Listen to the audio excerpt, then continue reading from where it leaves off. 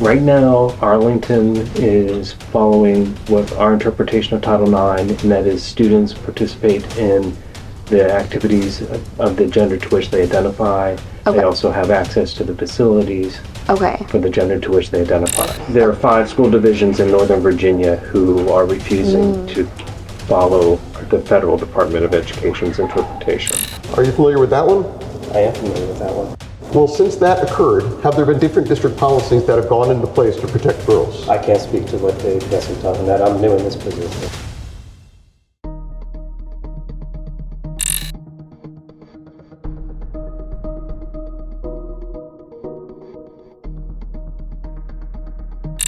Hey, Hi, Chris. thank you so much, Jamie. Nice to meet Nice you. to meet you. I've been in Arlington for a long time, and I was a high Okay. school principal. And Okay, well, the athletic director too, she was like, I'm not sure because it's also his first day, so I That's don't me. know. Oh, you're the athletic director? well, I'm supervisor for health, PE, driver's education, and athletics. Oh, okay, well, I'm glad that I actually got you because that'll be more helpful, I think, because you She probably know. mentioned, you have a transgender daughter. Yes, she said daughter. It's actually my little sister. Arlington School District is perhaps the most contentious school district in America, and that's because they put their radical politics ahead of the safety of girls in this district. They have a trans bathroom, trans locker room policy so radical that they allowed a sex offender to use a girl's locker room and pleasure himself in front of other girls. Now, despite that, this administrator was more than happy to brag to our investigator about how they're sticking to their policies and how even if they lose the legal rulings regarding those policies, all you have to do is update the birth certificate and then your biological boy can go right back into the girls' locker room. Hi, Mr. Willmore. Yes. I'm Adam Gillette with Accuracy in Media. How are you? I'm fine, thank you. We received a report that you were coaching a prospective parent on how to get their biological boy into girls' sports, even in defiance if the court case was lost and if the district was supposed to comply with the new rules. Is that true? No, that's not true. Is this you here in the video? It is. So she actually even asked. Female, so I'm like, even if something bad happens with that, hopefully she would still be able to continue. Yeah. Okay. Yeah. Okay. In VHSL, I mean... What did you seem to say? She asked, and I could show you the full video if you'd like, that even if a ruling came down against it, as long as she had an updated birth certificate identifying as female, she would be able to compete with the girls. Is that the district policy? I'm not going to speak for the district. Part of the enrollment questions that we had, because we've been considering private versus public, kind of based off of if we have to outsource her sports participation. Right. And I know that that's like an ongoing issue, and I'm not sure where schools land on it right now. Right now, Arlington is following what our interpretation of Title IX, and that is students participate in the activities of the gender to which they identify. Okay. They also have access to the facilities Okay. for the gender to which they identify. Okay. However, we are in a legal situation with the Federal Department of Education Over that. over that. Okay. So it might be a problem. Right now, we are following our interpretation. Okay, I mean, okay. we don't know what happens, what the court will rule. Okay. Where it's Okay, I didn't realize there was an open situation with that right now with... There are 5 school divisions in Northern Virginia who are refusing to follow the Federal Department of Education's interpretation. She's fully transitioned, so it would be weird to have her play on the opposite team. So, Right. you know what I mean? Yeah. It's and I let her know that for enrollment we do have an updated birth certificate, so Okay.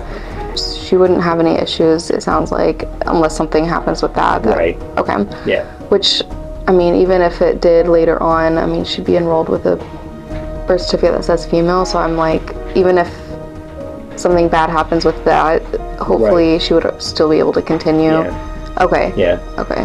In VHSL, I need to get more clarification. Like What is that? Virginia High School League. Okay. They manage all high school sports. Okay. And at first they came out when the new administration came in. VHSL said that high school athletes will participate in the gender to which they identify. Okay.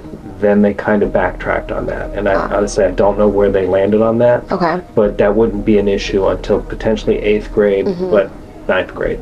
Okay. Okay. Okay. Because it's a little bit different for the rules for middle school and that. Yeah, hasn't- middle okay. school, middle school sports, that's just run by Arlington. Okay, They perfect. compete against other middle schools in Arlington. Okay.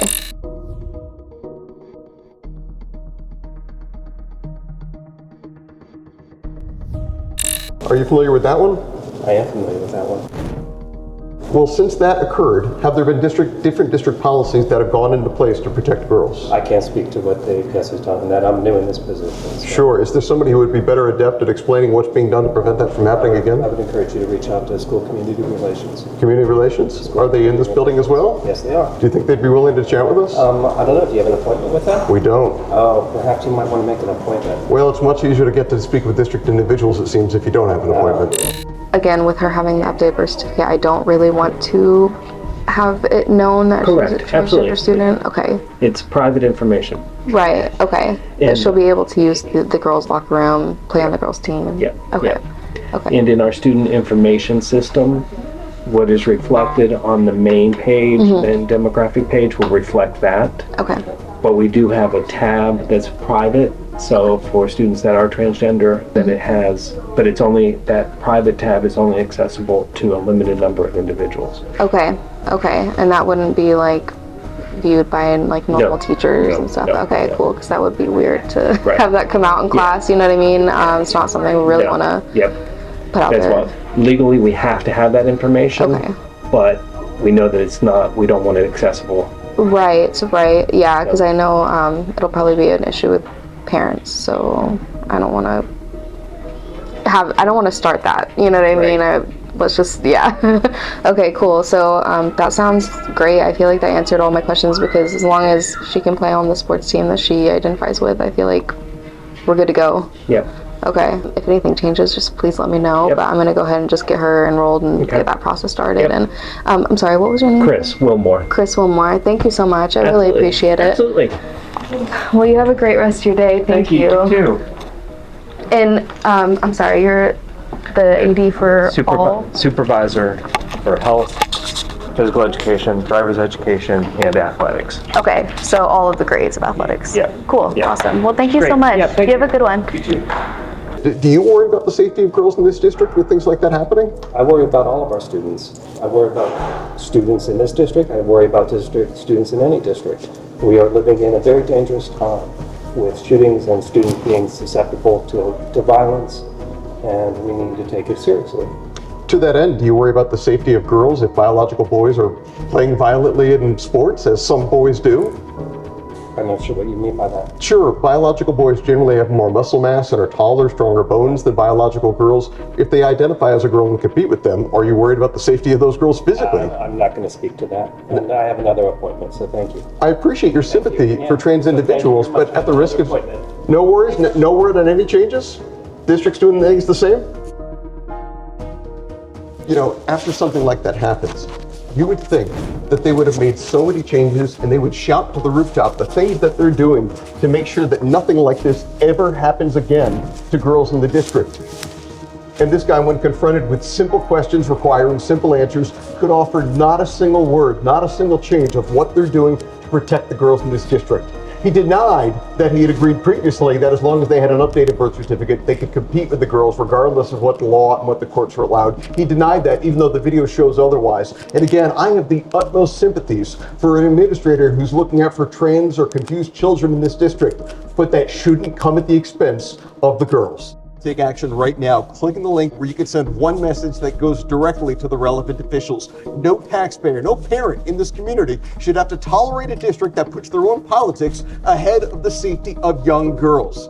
I'm Adam Gillette, Accuracy in Media. Well, if you enjoyed this video, make sure to follow us on Facebook, Instagram, X, and if you love having the Chinese communists mine your data, you could follow us on TikTok.